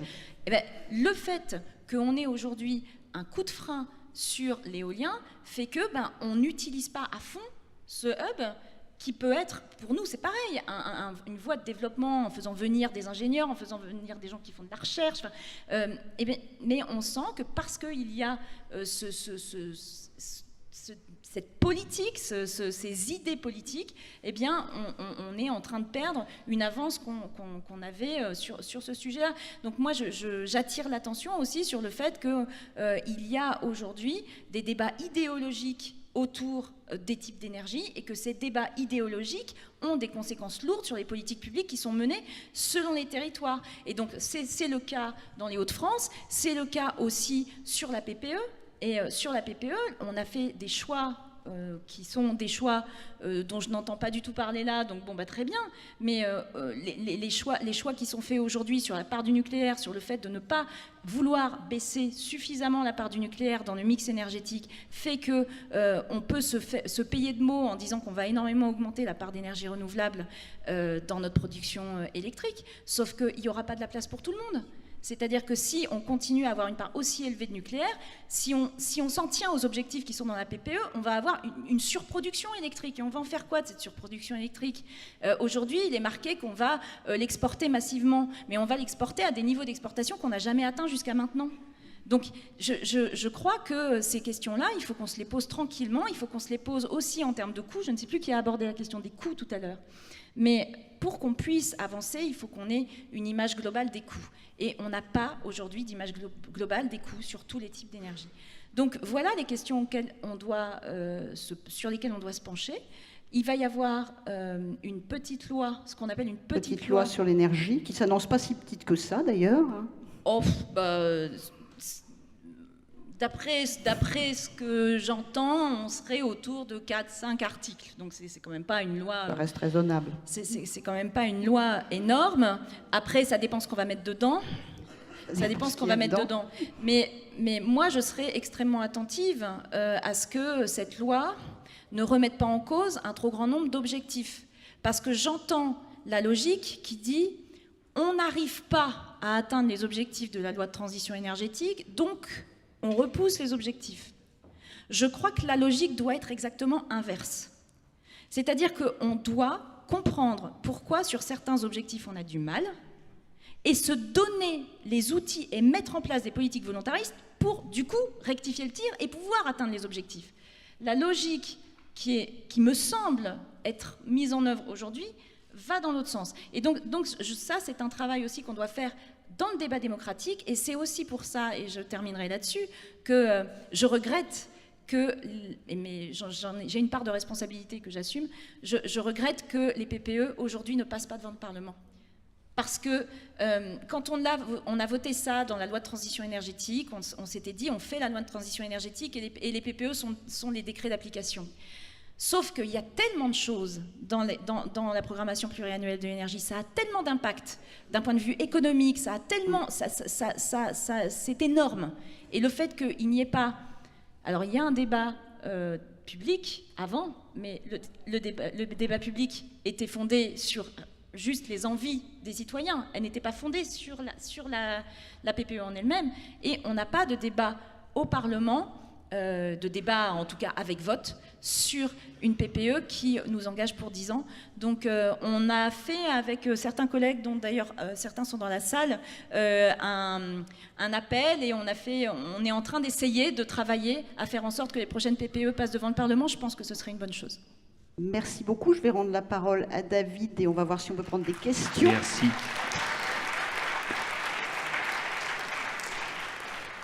Et moi, je vais donner la parole à Philippe Rochet. On ne fait que se donner la parole entre animateurs. Donc Philippe Rochet, effectivement, qui a enregistré pas mal de questions, je crois. Je vous voyais bouger de loin en nous disant... Oui. Manifestement... Beaucoup de questions, et notamment une question d'Esther Legrand de Thalès qui demande très simplement « Pensez-vous que nous allons terminer à l'heure ?» Alors, la réponse... Alors, on a commencé très en retard, une demi-heure en retard. Là, je vous félicite, là, vous vous êtes bien débrouillés tous les deux. À un quart d'heure près, oui, puisque je crois qu'il y a des trains. Deux questions. Une pour Barbara Pompili, que j'écoutais là attentivement à l'instant, qui a parlé du solaire. Les Hauts-de-France se lancent sur le solaire. Oui, en fait, je parle de la région. Je ne sais plus si je parle à la députée de la Somme ou à la représentante de la région Hauts-de-France, mais... La région se lance sur le solaire, met des moyens sur la géothermie, n'avance pas beaucoup sur la méthanisation. Sur l'éolien, vous venez très bien de dépeindre la situation. C'est exactement ça qui est en train de se passer. Politiquement, j'entends. Il y a des gens dans la salle qui seraient très intéressés à savoir, et le bois énergie, si on recentrait un peu sur la chaleur renouvelable, qu'est-ce qui se passe sur votre région? C'est valable aussi pour tous les autres territoires après. Qu'est-ce qui se passe sur le bois énergie? Alors, est-ce qu'on peut faire passer un micro à Madame Pompili? Qui souhaite répondre? Avec cette petite remarque tout de même de la personne qui posait la question, François Brotte de RTE ce matin a signalé une stagnation depuis 6 ans de la consommation électrique. C'est tout de même grâce à 1 million d'installations au bois granulé, enfin chaudière à granulés en France. Qui souhaite répondre? Sur le bois énergie, il y a les deux origines. Il y a le bois bocage, qu'on en appelle en Bretagne, et avec des programmes d'accompagnement qui s'organisent après dans des SEM, des sociétés d'économie très locales. Donc là, c'est vrai que c'est organisé, ça peut se développer, et je pense qu'il y a une intelligence en plus industrielle, pas pour être dans la démesure, mais dans le process à parfaire. Je pense que de ce côté-là, ça peut bien avancer. Il ne faudrait surtout pas arriver à une déforestation, à la suppression du bocage qui existe en Bretagne, il n'y a pas qu'en Normandie. Et il faudrait surtout être attentif dans nos plans d'urbanisme, les PLUI qui mettent en valeur cet environnement. Le deuxième élément sur lequel l'agglomération se penche actuellement, c'est la création d'une chaudière industrielle avec du bois traité déjà. C'est-à-dire qu'on a le bois Ikea. Les gens aujourd'hui changent de cuisine tous les 7 ans. Tous les 7 ans, c'est très rapide, et parfois même ça va plus vite, et on se retrouve avec des monticules, des tas de bois qui s'agglomèrent dans les centres d'incinération qu'on peut avoir pour toute autre élimination d'ordures ménagères. Et ce bois-là peut être retraité, puisqu'on n'a plus l'exécutoire qu'on avait auparavant avec l'Irlande qui se faisait payer même pour acheter le bois qu'on leur donnait. Donc c'était pour vous dire qu'il y avait un marché, mais aujourd'hui il y a tellement de bois, ce bois Ikea, qu'on imagine avec les industriels guingampais, vous connaissez peut-être les entreprises Entremont, les entreprises comme Farmor ou d'autres sur Dona, voilà, des gros industriels qui fournissent toute la France. Ils ont besoin d'énergie.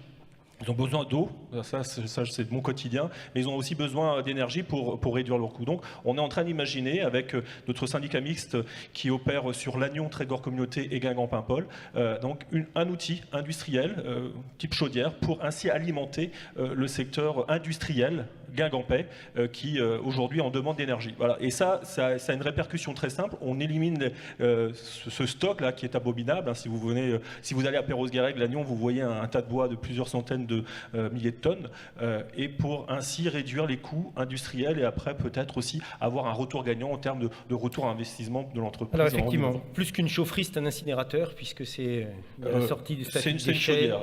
Chaufferie, pour l'ADEME, c'est une chaufferie. Oui, avec un traitement de fumée particulier quand même, si vous brûlez des meubles, voilà. Il y a Johanna Flageolet-Milan, la permanente du CERF, qui est dans la salle, qui pourra répondre à toutes vos questions si vous en avez un petit peu plus, et puis Clarisse Fischer du CIB qui est là également. Avant de vous libérer, peut-être Sylvie Géano, réaction de Dalkia sur cette question.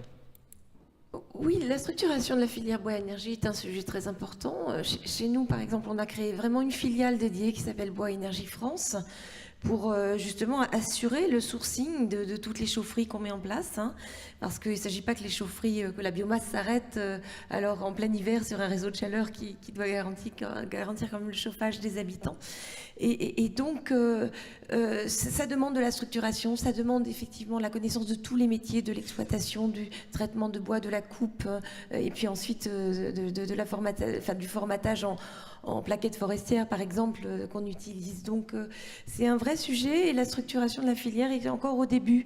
Par exemple, en France, il y a beaucoup de propriétaires privés de la forêt. La forêt n'est pas forcément encore exploitée à son maximum, bien au contraire.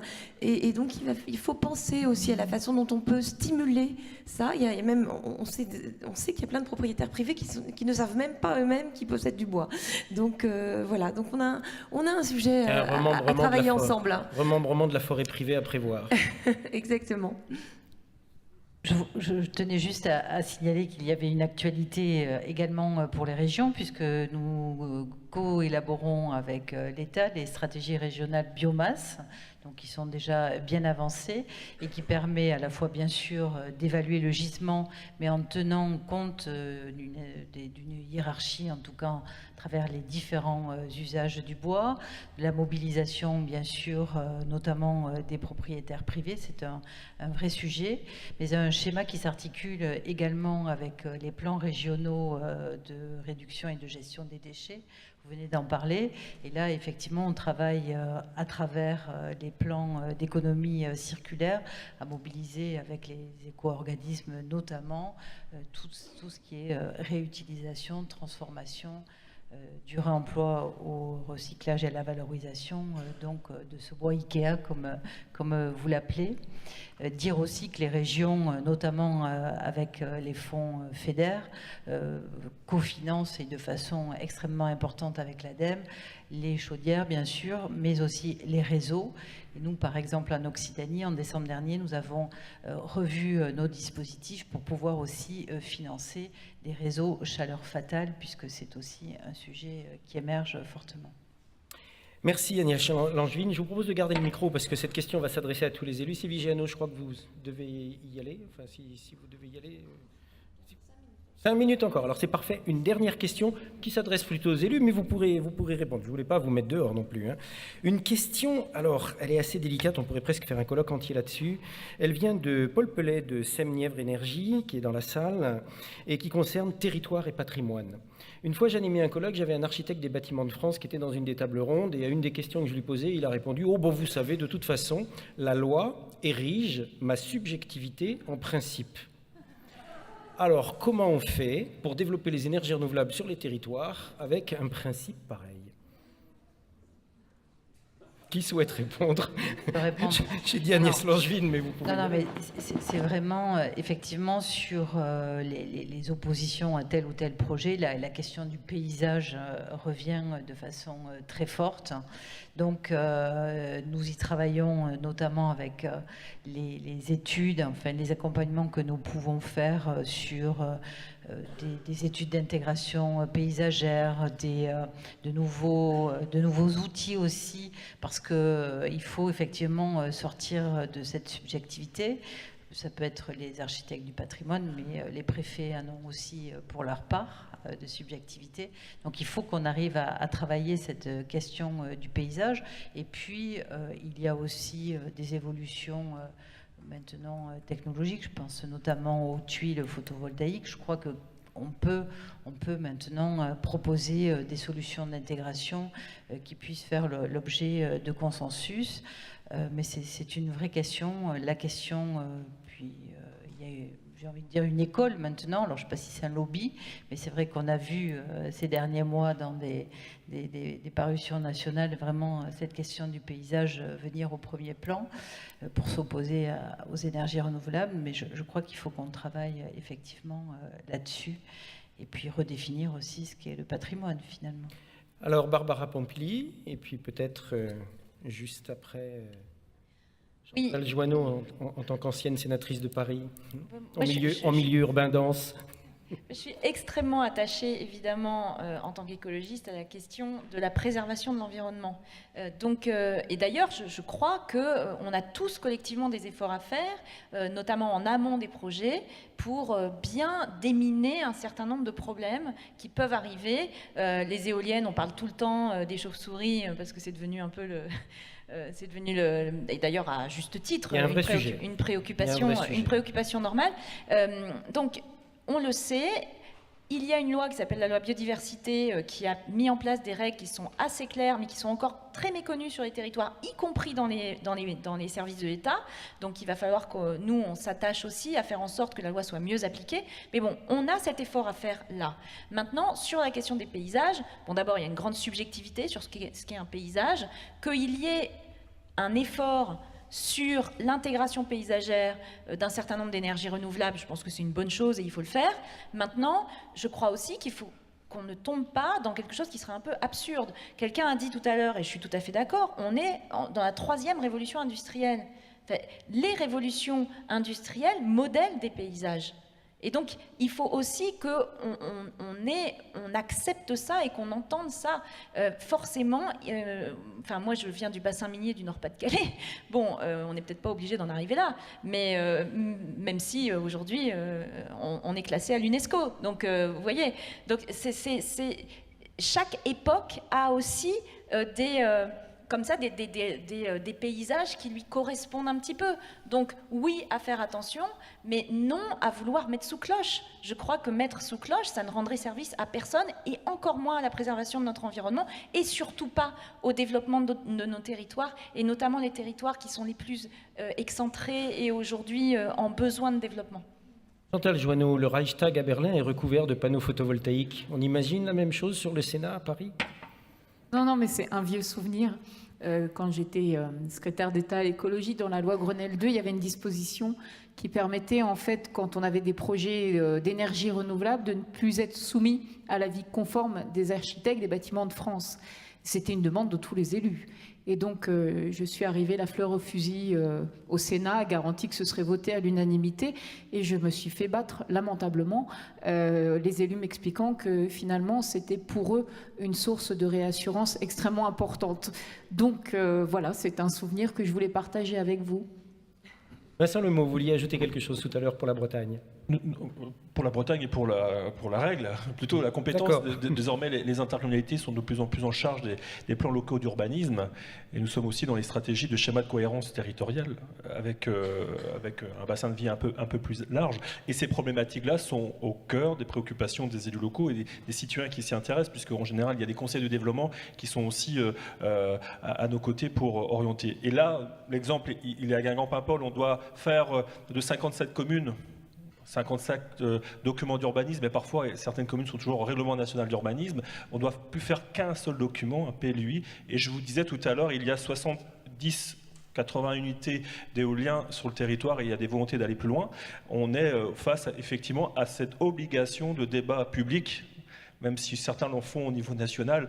C'est tous les jours que ça se fait, notamment quand on parle de l'urbanisme. Quand on crée un POS dans les années 70, un plan d'occupation des sols, on s'intéressait plus à savoir qui allait être le bénéficiaire des terrains constructibles. Aujourd'hui, l'objectif que l'on a, c'est la sobriété foncière et l'intégration de toutes ces dynamiques de développement durable dans nos politiques publiques. Donc, ça sera écrit effectivement à la fin de la procédure d'élaboration d'un plan local d'urbanisme intercommunal. On aura été obligé d'avoir cette discussion et ce sera normalement un document qui sera opposable. La difficulté, c'est l'association citoyenne dans ce temps de réflexion. Elle est indispensable et je vous le dis, le 20 mars prochain, Guingamp-Paimpol Agglomération organise un temps d'échange sur les conditions d'acceptabilité de l'éolien dans l'espace Guingampo-Paimpolais. Merci pour cette précision, Vincent Lemot. Christelle Guizoarn, il nous reste 1 minute et 52 secondes. Il y a dans la salle Gabriel Mailloux qui se demande quel est le rendement énergétique de votre biocarburant, beaucoup apprécié, entre l'énergie grise qu'il a fallu pour le produire et l'énergie verte utile qui est injectée dans les véhicules. C'est une bonne question parce que je n'ai pas donné le chiffre, donc je le remercie pour cette question. Donc, d'après l'ADEME, le bilan énergétique est positif. Oléosan restitue 3,7 fois plus d'énergie qu'il n'en nécessite pour être produit, tout simplement parce qu'on fait le bilan évidemment en prenant toutes les sources, la production de l'engrais, l'énergie nécessitée, la production agricole, la transformation jusqu'à la distribution. Donc c'est une énergie qui est renouvelable. Donc il y a un bilan énergétique positif et un bilan gaz à effet de serre qui lui est de 60% plus efficace que du gazole. Donc effectivement c'est bien de préciser que c'est positif, c'est une question qui revient souvent et ce sont des sources publiques pour vérifier ce que je viens de dire. Et dans ce rendement global, est-ce qu'on intègre le fait qu'il y a une partie de la culture énergétique qui va servir, par exemple, à l'alimentation du bétail et qui va permettre d'économiser des trajets en camion pour une autre nourriture du dit bétail? Alors, le bilan énergétique, il est par mégajoule.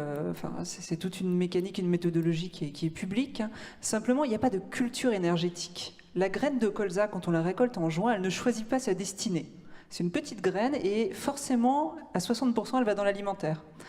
Pour la partie huile, eh bien, nous avons la partie alimentaire qui est notre priorité, l'huile alimentaire, et un surplus d'huile de colza. Donc c'est ce surplus-là que nous transformons en oléosan. Merci Christelle Guizoarn. Merci mesdames, merci messieurs d'avoir participé à cette table ronde. Et je vous propose de passer à la table ronde suivante sur les perspectives. Merci à tous.